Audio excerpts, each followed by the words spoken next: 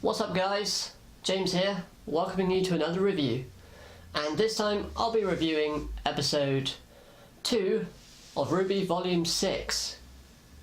Now we start this episode off with the reveal that Cinder is still alive. Now we kind of already speculated this much from the promotional poster and other concepts that we've been given before the show started, but you know, the reveal's always nice.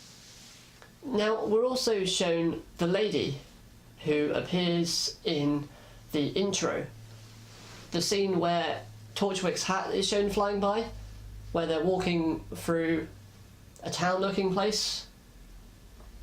Now a lot of people speculated that to be Neo because of the hat, however it's actually Cinder, because straight away when we're shown that Cinder's all torn up, burnt in a few places, and presumably in a lot of pain, considering her fight she had with Raven at the end of Volume 5. We're then shown a scene of a lady who's a new character walking up to Cinder asking if she's okay. Now this lady is wearing the same cloak, and you know, you basically lead to a scene where Cinder kills this lady and takes her clothes and money. This is just to disguise herself because she knows that people will be looking for her. This is shown to us on a scene where there's a video clip saying that these characters are at large. If you see them, tell the authorities. And these characters are Cinder, Emerald, and I can't remember the other guy's name. But basically the people that Team RWBY and the others were fighting at the end of Volume 5. Now this bit happens later on in the episode, but it's still relevant to Cinder, so I'm going to include it. She then meets a new character that we get introduced to called Little Miss Malachi.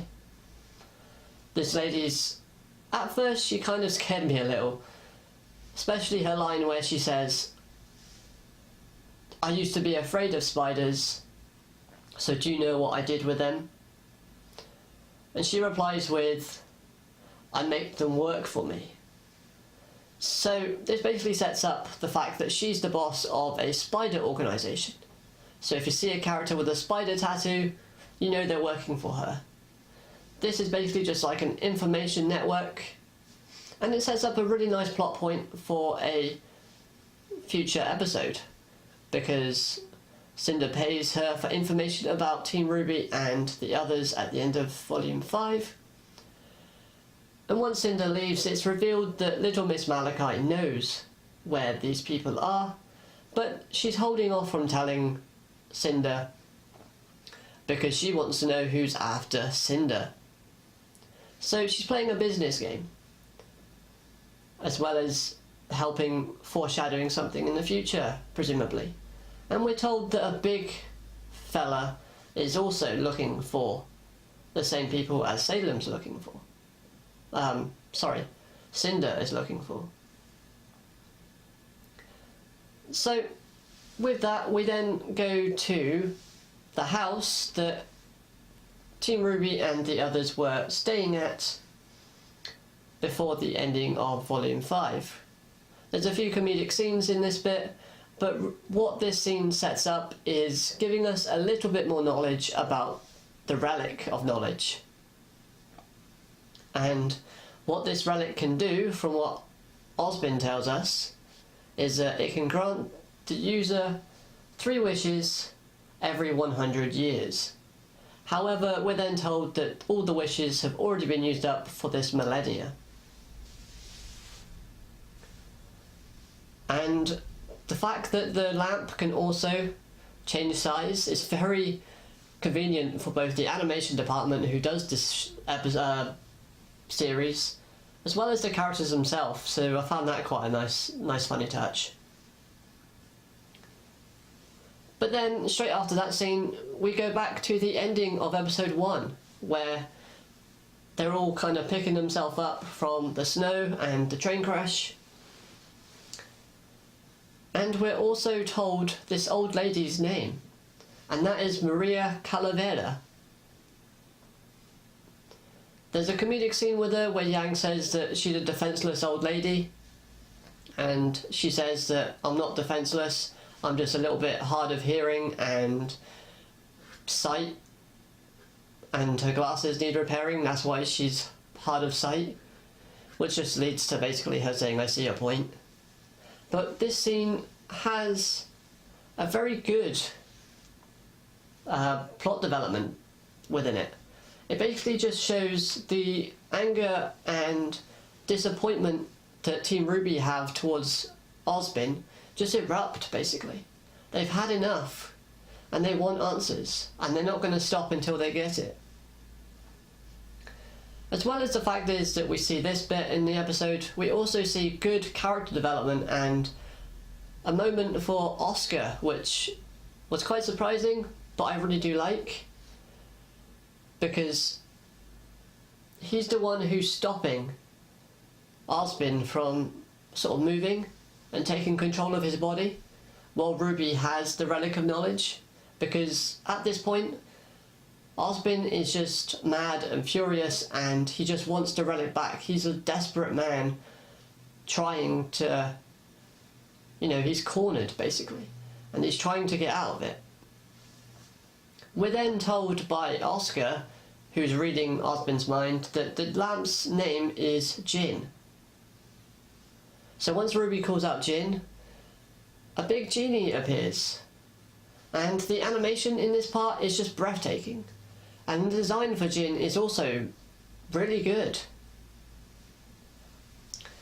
So basically what this scene follows is Jin telling that there's only been one wish used up, which contradicts what Ozpin was telling us about all 3 wishes being used.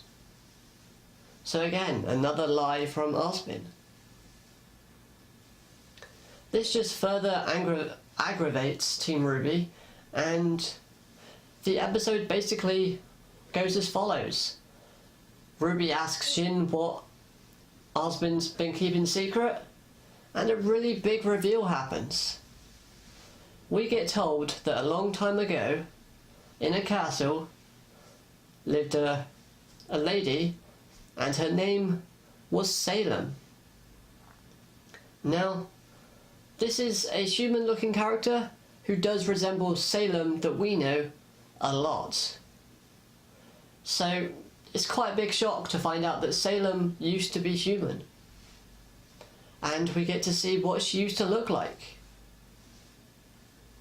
So this is the cliffhanger that the episode ends on, and it really did get to me. As in, it shocked me. I was sat in an airport in Paris and I was watching this episode, and let's just say I said a few non-PG words when this reveal came. Hopefully no one understood English and what I was saying in the airport, but I wasn't told off or anything, so that's fine. So that's the end of the review. What did I think of the episode? Overall, I enjoyed this episode. We had a lot of really good animation. The quality was great throughout, which it's a good running theme throughout the series, which I'm really enjoying. The reveals that happened were nice. Some were predictable, others were not predictable. And I like the development that they're giving Oscar in terms of still trying to fight for control and not just being a pushover. As well as the fact is, I like the fact that Team RWBY now just don't trust Ozpin as much as they should. With good reason, really. It's just really good to see, and overall, I would give this episode a solid 8 out of 10. So that's what I think of this episode. Let me know down in the comments what you think of the episode and what you're looking forward to seeing in future episodes. But other than that, thank you so much for watching. If you've enjoyed the video, why not hit that likes button? It really helps me out. And if you want more videos like this, consider subscribing. But without the way, I'm James Downton signing off. Catch you later.